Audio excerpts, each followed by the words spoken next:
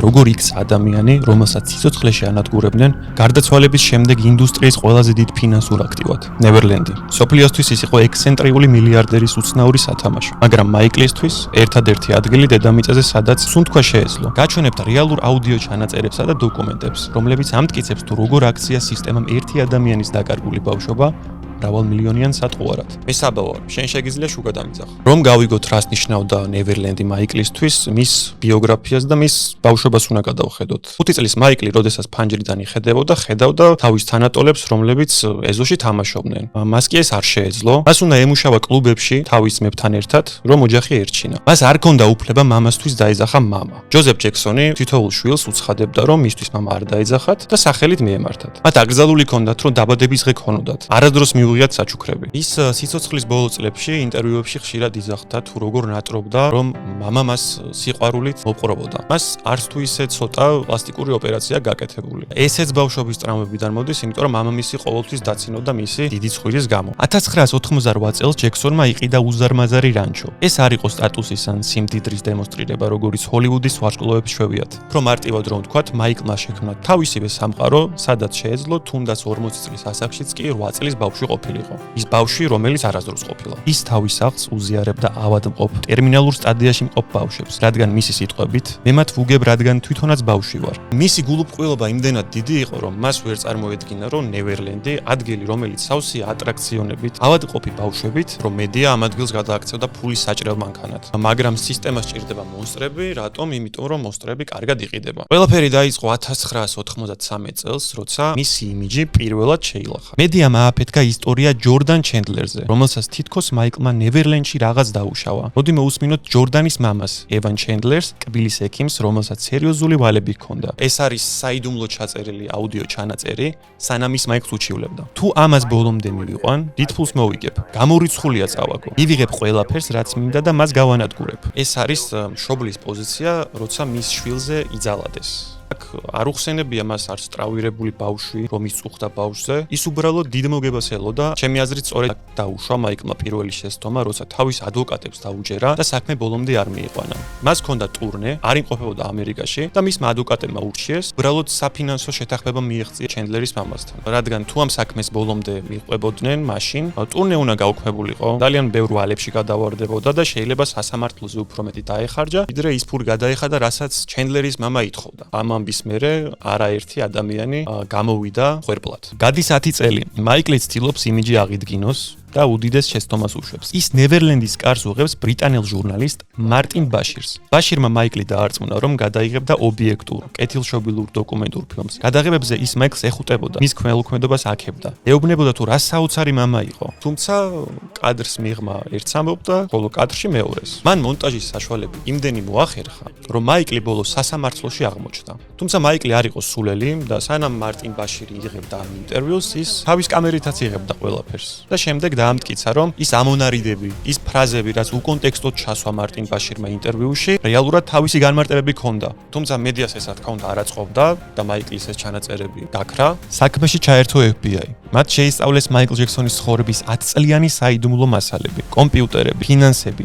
ნევერლენდის ყოველი სანტიმეტრი. რა იპოვეს? აბსოლუტურად არაფერი. ნაფისმა მსაჯულებმა მაიკლი 14-ვე უმძიმეს ბრალდებაში სრულად უდანაშაულოცნეს. და მე პირადად რატომ ჯერა მაიკლის უდანაშაულობის. ჩემი პირველი ვიდეო თუ აქვს ნახე, მიხვდებით, რომ მას ძალიან ბევრი მტერი ყავდა. როცა ვიზახი მტერს, არ გულისხმობ უბრალოდ ჩვეულებრივ ადამიანებს. აქ გულისხმობ კორპორაციებს, პოლიტიკოსებზე, ზემდგომ პირებსაც კი. მათ რომ ნამდვილად რამე ქონოდათ, აი თუნდაც მაიკლს ერთი ფეხი გადაბრუნებოდა, ისინი აუცილებლად დაიჭერნენ, მაგრამ ვერაფერი ვერ იპოვეს და გაამართლეს 14-ვე ბრალდებაში. მსახიობი მაკოლეი კალკინი, რედ ბარნსი. ისინი ისხდნენ 2005 წლის სასამართლო პროცესზე, ფიცის ქვეშ. კატეგორიულად უარყოფდნენ ყოველგვარ ძალადობას. კალკინმა პირდაპირ თქვა, რომ მაიკლისთვის არასდროს არაფერი შეუმჩნევია და ეს ბრალდებები სრული აბსურდი იყო. სწორედ ამ 2005 წლის პროცესზე იჯდა ვეიდ რობსონი, პატარა მოცეკვავე. 2005 წელს უკვე აღარ იყო პატარა, მაგრამ ის პატარაობიდან მეგობრობდა მოკლედ მაიკლთან. ის ფიცის ქვეშ აცხადებდა, რომ მაიკლი მას არ შეხებია. ეს იყო სიგიჟე, რასაც მას აბრალებდნენ, 1%-იც არ ჯეროდა, ბოლომდე იცავდა მაიკლს. 2013 წლამდე. მაიკლის გარდაცვალებიდან 4 წლის შემდეგ ხსოვნის საპატივსაცემო მიმართებოდა იმართებოდა ყოველწლიურად კონცერტები. ერთ-ერთი იყო 2013 წელს Cirque du Soleil-ში. მას უნდოდა მთავარი ქორეოგრაფი ყოფილიყო. და ელოდა კიდეც რომ მიიღებდა, მაგრამ არ დაამტკიცეს. ის გამწარდა და თავის მეგობარ ჯეიმს სეიფჩუკთან ერთად გააკეთა დოკუმენტური ფილმი თუ როგორ ძალადობდა მაიკლი მათზე. ის ამბობდა რომ ძალადობა მიმდინარეობდა 1988 წლიდან 1992 წლამდე ნევერლენდში, რკინიგზის სადგურში. მაგრამ აქ მას ერთი მთავარი დეტალი გამოეპარა. 1994 წლამდე ამ რკინიგზის ნახაზებიც კი არ არსებობდა. მედიამ ეს გააქრო, რადგან HBO-ს დოკუმენტური ფილმი უკვე ასეულობით მილიონს აკეთებდა და კოვზი ნაცარში ჩაუვარდათ. ჰოლივუდმა დაასრულა მაიკლის გადაღებები. მხოლოდ პირველი ნაწილია ჯერ გამოსული, მეორე ნაწილის გადაღებები უკვე დაწყებულია. ძალიან დიდ წარმატებას მიაღწია ფილმმა, მილიარდებსაც კი აღწევს და გამოჩნდა ოჯახი, კასიოების ოჯახი, იტალიური ოჯახი, რომელიც 25 წლის განმავლობაში იცავდა მაიკლს. ისინი დაყვებოდნენ ტურნეებზე 90-იანი წლებიდან მოყოლებული, მაიკლი მათი ხშირი სტუმარი იყო. 2010 წელს ისინი ოპრასთანაც კი ისხდნენ სტუდიაში და ამტკიცებდნენ, რომ ჯექსონი მათთვის მეორე ოჯახი იყო და ის აბსოლუტურად უდანაშაულოა. წიგნიც კი დაწერეს და წიგნს ქვია ჩვენი მეგობარი მაიკლი. და ეს წიგნი არის თუ როგორი კარგი ადამიანია მაიკლი და ასე შემდეგ. თუმცა ალბათ რაღაც ფინანსურად გაუჭირდათ. ნახეს რომ ეს ახალი ფილმი საკმაოდ წარმატებულია და მაიკლის ესთეიტი ისევ მწვერვალზე დგას. ფილმის გამოსვლის წინ 4-მა და-ძმამ უცებ შეიტანა ახალი სარჩელი. იცით რა მოითხოვეს? არც მეტი არც ნაკლები 213 მილიონი დოლარი. ჯექსონის ესთეიტმა და ადვოკატებმა ამას ოფიციალურად უწოდეს ფინანსური გამოძალვა და შანტაჟი. ახლა ცოტა ჩემასრს ვიტყვი. რატომ არ მჯერა ამ ბრალდებები? ჯერ ეს ერთი იმიტომ რომ სასამართლომ დაამტკიცა რომ ის უდანაშაულო იყო და მერე მეორე. მხოლოდ მაშინ ჩდებოდნენ ეს პირები, როცა მაიკლს მათთვის წინააღმდეგობის გაწევა არ შეეძლო. და საერთოდაც გონია რომ მაიკლს ყველა იყენებდა. ეს ადამიანები მაშინაც კი როცა მას ემეგობრებოდნენ, ალბათ მის მშობლებს უკვე წინასწარ გათვლილი ჰქონდათ ეს სცენარი. თავიდან მაიკლთან მეგობრობით ხეირობდნენ, მისი გარდაცვალების შემდეგ ცოდნენ რომ შეეძლოთ ფული შეუნა.